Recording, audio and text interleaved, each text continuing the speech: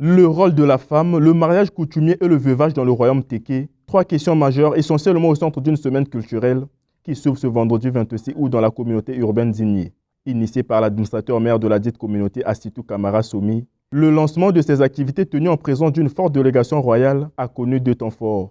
D'abord, le mot de circonstance de l'administrateur maire qui met en lumière la richesse et les valeurs positives que recèlent les traditions en vue de les intégrer dans le processus d'édification et de consolidation de l'État au temps moderne. La démarche scientifique pluridisciplinaire ne sera féconde que si tous les éclairages portés sur la place de la femme dans le royaume Téké sont mis en perspective pour contribuer à l'enrichissement de la réflexion nationale sur la place de la femme dans la société congolaise.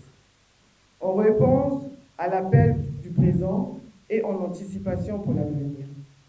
La réflexion qui s'impose à notre intelligence collective et aux élites du pays est celle qui portera sur les valeurs et les coutumes traditionnelles d'émancipation de la femme et de sa participation efficiente au développement intégral et au progrès social de la communauté nationale.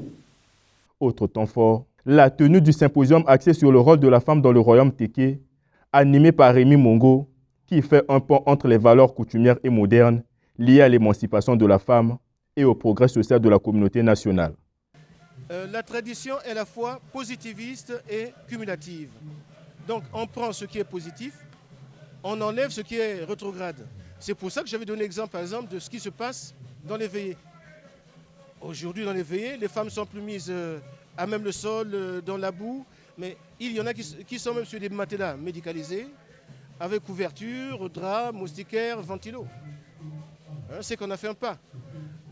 La République est une tradition. Est-ce qu'on a gardé la même constitution depuis 1960 ? Je pense que non. Donc c'est évolutif.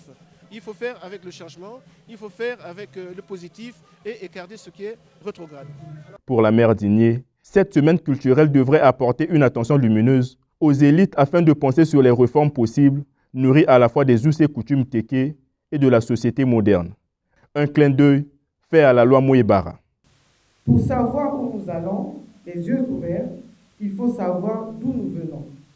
J'aurai le sentiment du devoir accompli quand les actes de ce symposium seront soumis à la lumineuse attention de nos élites pour penser les réformes possibles et fournir avec des valeurs téké la réflexion et l'expérience, la conduite et l'invention congolaise de sa modernité. Nos travaux devront déboucher sur le balisage d'un chemin qui conduira tradition et modernité pour inventer sans cesse le Congo nouveau et l'Afrique nouvelle. La ministre de la Promotion de la Femme et de l'Intégration de la Femme au Développement salue cette initiative qui, selon elle, augure de belles perspectives. Nous ne pouvons que être satisfaites de ce que nous avons pu entendre dans cette histoire. Ce qui a été démontré ici déjà, c'est que le royaume téké n'est pas un royaume qui, dans sa tradition, maltraite la femme. Nous avons bien expliqué qu'il s'agit de la lutte contre la maltraitance faite à la femme, notamment dans la loi Mouébara. C'est une loi qui lutte contre les traditions rétrogrades. Il ne s'agit pas ici de tuer les traditions, non, pas du tout. Nous avons les traditions et ce qui fait la richesse d'un peuple, c'est sa culture. Cette première édition de la semaine culturelle qui s'étend sur 3 jours sera riche en activités, à savoir des symposiums, des scènes théâtrales, des chants, des danses et des expositions sur le royaume téké, considéré comme l'une des civilisations anciennes du bassin du Congo.